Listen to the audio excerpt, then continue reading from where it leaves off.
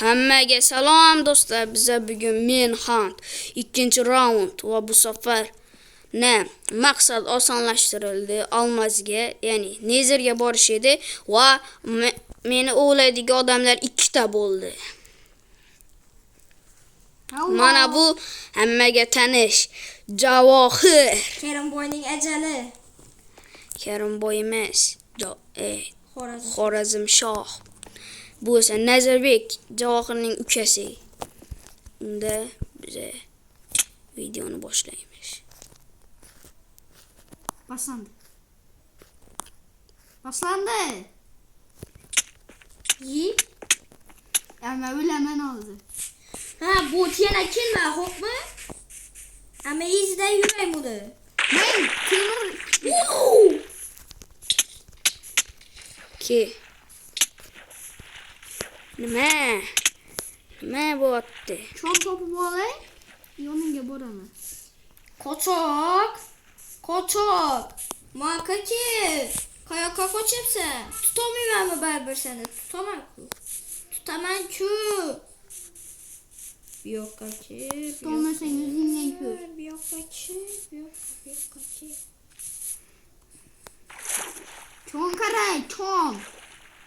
Evet. Hozir bu safar maqsadni bilmaysanmi? Osonlashtirildi olmos topish. Bu esa Juda qiyin. sen uchun. Bukmaysan, men 36 ta olmos topganman. Boshimni ko'tarma. Qayoqlarga yo'qolib ketdi bu? Yugur.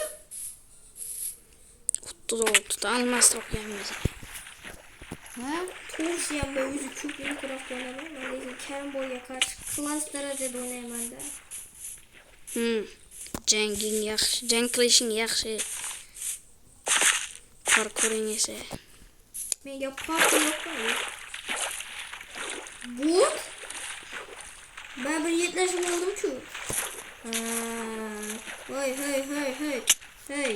Rahmat. Arzimaydi. Qayoqdasan? Rahmat. Voy, Julia. Nima qilyapti? Yugur. Bu yoqqa.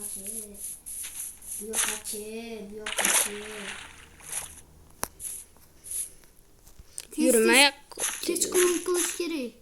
Kechqurun.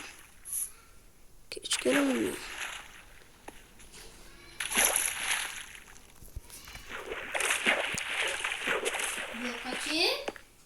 Yo'q. Chi. Yo'q. Mayli. Kelisi. Yo'q. Ay.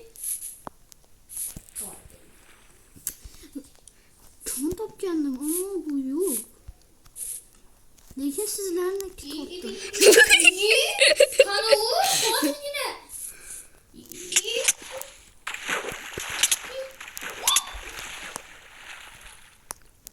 Chiqma o'sha yoqqa, chiqma. Ki.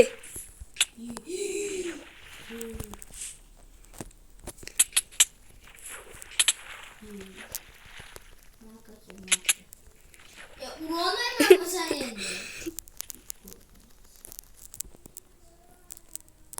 Yot shu yerda. What? What the fuck?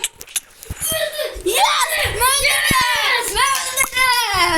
Voy bele. Молодец!